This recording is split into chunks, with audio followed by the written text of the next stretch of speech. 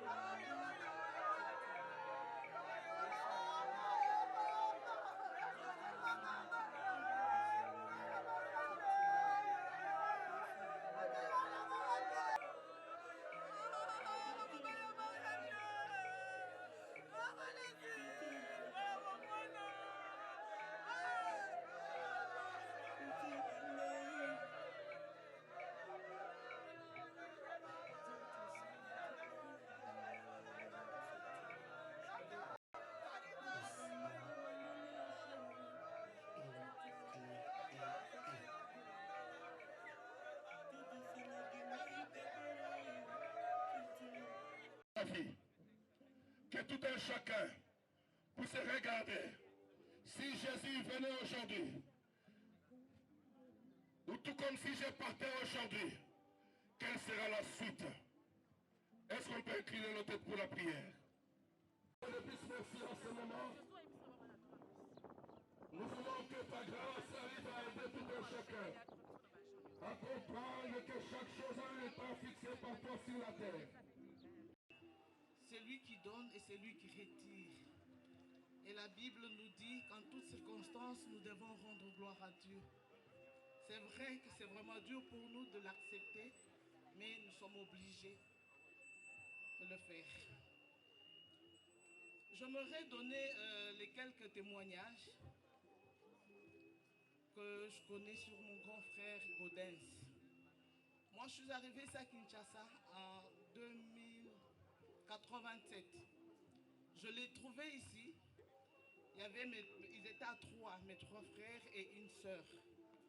Quand j'ai commencé mes études universitaires, c'est lui que je considérais comme mon père parce que mes parents étaient loin de moi. Et chaque fois que je devais me déplacer, ou soit si j'ai des TP ou une visite quelque part, en tout cas mon frère était trop strict envers moi. Je devais le lui dire. Je serai en retard parce que je dois aller telle part. Et arrivant en deuxième, j'étais au home. Deux fois, il venait à l'improviste me rendre visite. S'il ne me trouve pas, c'est tout un problème parce qu'à ce moment-là, il n'y avait pas de téléphone. C'était pas facile de communiquer. Et bon, j'ai fait une section, une faculté où j'étais l'unique fille. Donc, je préférais être tout le temps avec les garçons. Alors, quand je descends au home, je suis en bas. Pour moi, c'était un peu difficile de leur dire que je suis telle part. Alors, quand ils viennent me trouver, pas tout un problème. Je dois me justifier. Donc, je l'ai considéré comme mon frère. Même quand je terminais mes études, c'est lui qui a pris tout en charge. Mémoire et mon travail de fin d'études, c'est lui qui avait fait imprimer cela et tout s'était bien passé. Il était là même le jour de ma défense. Mon frère Gaudens, c'était mon ami, combien même c'était mon grand frère. Je l'appelais toujours Mukouba Gaudens. Je ne l'ai jamais appelé vieux. Et jusqu'aujourd'hui, je l'appelais toujours Mukouba Gaudens. Quand j'ai dit Mukouba Gaudens dans le groupe de famille, il me disait toujours, quand tu m'appelles, je sens en moi, ça me vient au fond de mon cœur. Je me sens très bien. Et je continue toujours à appeler mon grand frère, Mukouba Gaudens. Mukouba Gaudens, c'était notre conseiller. Chez Mukouba Gaudens, tu ne peux pas aller avec des palabres, commencer à lui parler des querelles que vous avez eues avec des gens. En tout cas, pour lui, c'était des banalités. Il ne m'aimait pas te dire, ma chère, laisse tomber ces histoires. Mukouba Gaudens, je l'appelais notre bibliothèque. Et chaque fois, il cessait de me dire, moi je sais parler français, hein. Je parle très bien français. Et dans le groupe, il aimait beaucoup me taquiner. Quand il me taquine, après il va m'appeler une box pour me dire, ma soeur, Sarah, écoute, maintenant, moi là je ne suis pas contente, tu devais m'appeler une box que de me parler devant tout le monde comme ça. Oh ma copa, pourquoi tu es fâché? Il savait toujours récupérer ses mots. Quand il te blesse, il sait qu'il va les récupérer pour te temporiser, comme l'a toujours dit. En tout cas, mon frère là était l'ami de tout le monde. Toute la famille que vous voyez là a un témoignage pour mon frère. Et mon frère avait le temps d'appeler tout le monde. Si aujourd'hui on doit faire passer chaque personne pour témoigner ce qu'il a fait le samedi, toute la semaine avant qu'il soit parti, mon frère avait appelé presque tout le monde. Il a parlé avec presque tout le monde. Il a fait des petits mots, des textos avec tout le monde. C'était vraiment notre conseiller. Il était présent dans tous les problèmes de tout un chacun. Il était prêt à aider. Et je ne sais même pas avec son salaire si vraiment il l'utilisait seul à la maison. Je crois qu'il était toujours prêt à aider telle personne avec un 100, avec un 50, avec des quelques miettes. En tout cas, je ne sais pas quoi dire. Je le pleure. C'était mon ami, il m'appelait toujours ma copa. M'appelait toujours ma copa. Aujourd'hui, il est parti. Le dernier jour que Mkwa Gaudens est venu, c'était le 9. Nous avions un deuil dans la famille. Il était là. Comme il y avait des petits-fils, c'était un oncle qui était décédé. On avait soutiré l'argent. Il me dira, mais tes soeurs, tes enfants, tes nièces, tes cousines m'ont chopé. Ils m'ont laissé mon porte-monnaie vide. Ah là là là là là. Nakendaki maboko pamba. C'était la toute dernière phrase de mon frère. Et c'était le dernier jour que nous avons vu notre frère. C'était le 9. À part ça, on a continué à parler. On causait, on s'appelait. Je ne sais pas quoi dire. Je dis seulement que son âme repose en paix.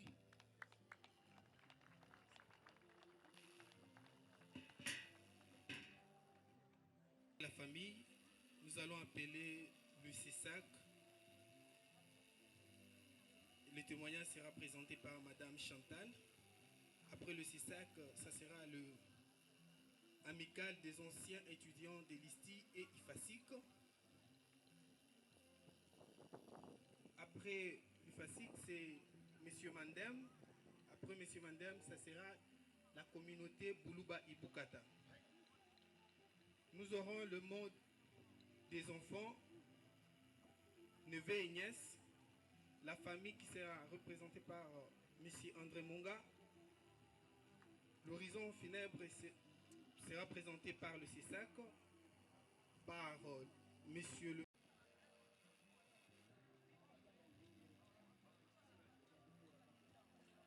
Bonjour à tous. Tief, c'est comme ça que nous l'appelions. Moi, je l'ai connu à la clinique quinoise. Il y avait un homme des étudiants. Nous étions tous logés là. On s'est salué à distance, on s'est parlé à distance. Ensuite, je l'ai connu professionnellement comme journaliste. On s'est salué également à distance, on s'est parlé à distance. Et on s'est rapproché en 2011. D'abord, avant 2011, on a eu de chaudes discussions au niveau de la commission socio-culturelle de l'Assemblée nationale, où s'est discuté la loi organique portant attribution, composition des membres du Conseil supérieur de l'audiovisuel et de la communication. Ensuite, il y a eu l'ordonnance d'investiture des membres du CESAC qui était appelée à remplacer la haute autorité des médias AM, qui était une instance de régulation des médias de la transition. Et c'est là que je l'ai découvert. J'ai découvert cet homme d'une vive et pétillante intelligence, d'un esprit taquin qui démontait beaucoup, qui ne comprenait pas son sens de l'humour. Je vois ici le doyen Onokoko, qui l'affectionnait beaucoup. Il aimait beaucoup taquiner. Et les doyens s'énervaient parfois parce qu'ils ne comprenaient pas son sens de l'humour. Il y a également Jean-Pierre Eyalé, qui n'est pas présent, qui est en voyage, qu'il aimait beaucoup taquiner. Je vois Adoul Louye également, qu'il a découvert et qui ne comprenait pas son esprit taquin et ses provocations et qui s'énervait devant cela. Donc, Tief, c'était un homme vraiment généreux. Nous les avons donc rejoints au CESAC. Nous avons retrouvé des anciens de la AM qui étaient là, notamment Primo Mukambilwa, Maître Luemba, paix à son âme, Madame Moussaka et le prof Ekambo et lui-même. Et nous avons profité de sa riche expérience en ce qui concerne la régulation. Nous sommes venus, nous connaissons un peu qu'est-ce que c'est la régulation, mais nous avons vraiment bénéficié de sa riche expérience qu'il a partagée avec nous, qui a fait que nous nous sommes mis au même niveau pour comprendre le travail que nous avions à faire de la régulation. Et avec son esprit, nous conduit à sa dernière demeure, c'est sa capacité à être avec tout le monde, peu importe le niveau, même au niveau du service, il était avec tout le monde, les collaborateurs, il aimait beaucoup taquiner. Et comme il aimait beaucoup taquiner, il a dit à un de ses collaborateurs, Mukolonga na okufa, basi nyonso il faut bazala tolo polele, mabele likolo, parce qu'il aimait beaucoup rigoler. Ça c'était Tief. Et il va énormément nous manquer en ce qui concerne la régulation. Parce qu'il ne supportait pas qu'on aille en dehors des textes de la régulation. C'était son leitmotiv de rappeler à tout le monde, aussi bien dans l'ancien CESAC que dans le nouveau, de rappeler à tout le monde les textes qui organisent la régulation. Il était vraiment très à cheval sur ça, parce qu'il était convaincu de sa riche expérience qu'il a partagée dans de nombreux pays, Afrique centrale. Il s'est inspiré beaucoup de Burkina Faso, il est allé, qui connaissait la régulation longtemps avant nous, et il a profité de cela et il a partagé cette expérience de bon cœur parce qu'il aimait la régulation. Et donc c'est vraiment une bibliothèque aujourd'hui qui s'en va pour la régulation des médias. Et au nom de tous mes collègues du CESAC, des anciens comme des nouveaux, je voudrais vraiment saluer cette bibliothèque qui s'en va. Et je crois que nous allons tous, chers collègues, prendre l'engagement de pouvoir honorer sa mémoire. Parce qu'il nous a laissé un texte que nous devions examiner il y a 2 semaines lors de notre assemblée plénière. Mais comme la matière était nombreuse, on a reporté l'examen de ces textes qui concernent l'aide à la presse, qui est vraiment très important pour aider les médias à améliorer leur contenu. Avec des collègues d'ailleurs prises dans l'émotion de son départ, on était en train de réfléchir en se disant qu'on va travailler sur ce texte et qu'on devrait le nommer après notre ami Banza Tiefolo Godens, Tief, comme nous aimions l'appeler. Cher ami, mon frère, je voudrais te dire au revoir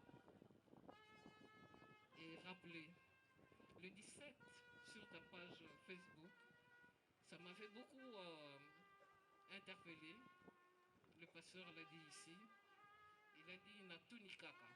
Souvent dans ses posts sur Facebook, il disait ça, Natuni Kaka.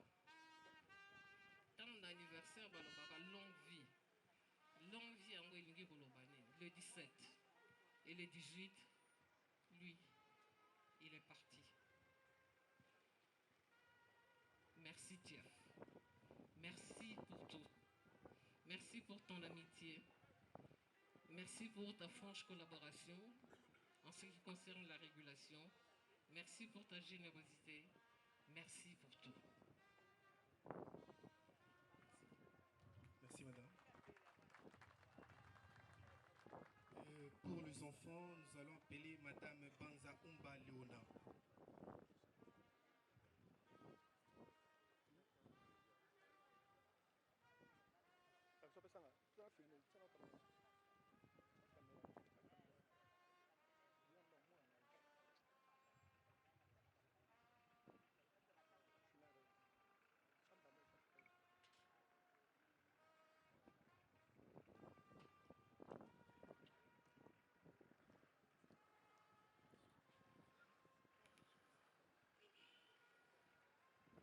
Cher papa Godens Banza Ilunga Tefolo, nous, vos enfants, nous sommes là pour vous dire adieu. Même vous êtes toujours présents dans nos cœurs et nous vous rendons un dernier hommage. Papa, vous nous avez vraiment quitté très tôt. Nous aurions aimé vous voir encore plus longtemps parmi nous. Nous voir grandir au point de voir vos petits enfants. Mais hélas, Dieu le Père, le Tout-Puissant, a décidé de reprendre votre âme. Car la Bible déclare dans Ecclésiaste 8, verset 8. Ne pas mettre de son souffle pour pouvoir le retenir. Mais il n'y a aucune puissance le jour de la mort.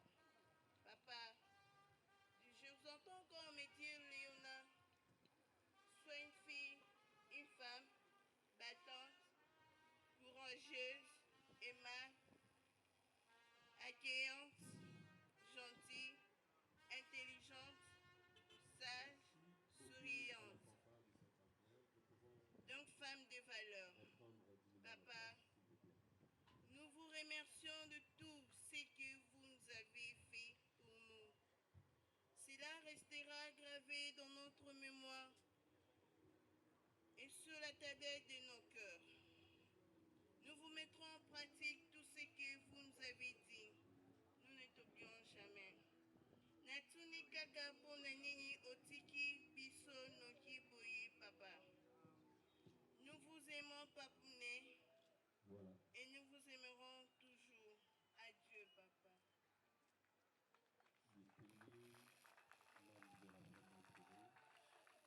J'espère que je ne vais pas pleurer parce que Kiev ne faisait pas pleurer les gens.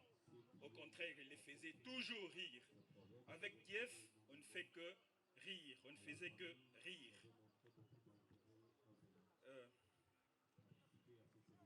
Cher Gaudens, nous sommes là. Ta famille, les proches, les collègues, les qui t'ont connu. Nous sommes là aujourd'hui. Nous sommes là pour te rendre un dernier hommage et pour te dire au revoir. Parce que tu es parti avant nous. Bien trop tôt à notre avis et bien trop vite. Comme pour nous rappeler que notre vie ici-bas est peu de choses et ne tient qu'à un fil. Sinon, comment comprendre ce qui s'est passé, cher Kiev? Pourquoi partir si tôt? C'est vrai qu'on n'est jamais préparé au départ d'une personne dont on est proche, surtout le tien, qui a été si brusque, je dirais si brutal. Mais pourtant, samedi et dimanche dans la matinée, tu as parlé avec beaucoup d'entre nous. Personnellement, le samedi, tu m'as appelé à 22h le samedi, pour me dire, mais yo nazo comprendre te, nazo leka na maternité, on esika moi sino abote la mais nazo mona moi sino te, mais nazo mona ozo bote le sous-sauté. Dis-moi si tu as un problème, on peut trouver des solutions, parce que je crois que le problème c'est toi. Ni nazo bote le sous-sauté. On a rigolé à amitié, comment ça? Et puis mais ce qu'on peut citer en tout cas, l'obinga moko na kobimela on a $100 wana. Samedi, la nuit à 22h. Et puis après ça, il appelait d'autres amis. Mais comment comprendre ça? Il était présent, tu étais présent, très actif sur les réseaux sociaux. Il faut que je porte les lunettes parce que je vois que les yeux commencent déjà. Oh là là. Je suis même surpris de lire sans lunettes parce que c'est...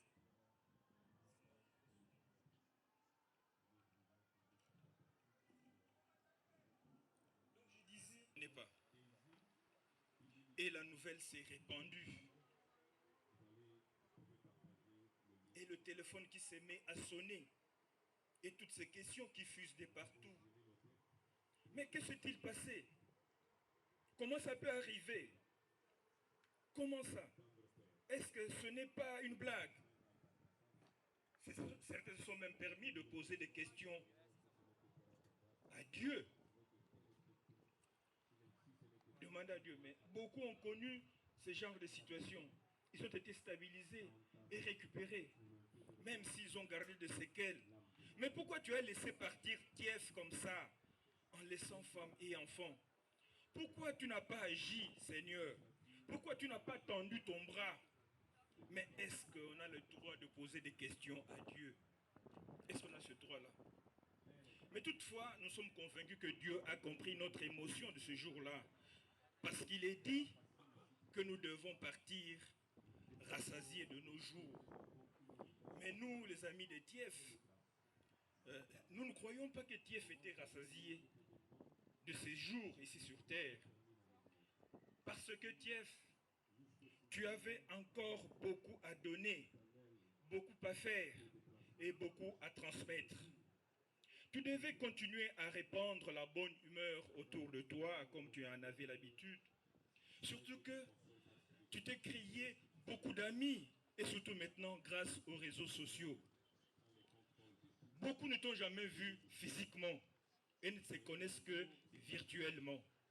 Mais avec tes blagues, ta façon de tourner en dérision certaines situations, tes conseils de santé, tes conseils sur la santé, notamment celui qui revenait souvent, que tu nous envoyais souvent, que tu m'envoyais souvent, comment éviter l'AVC.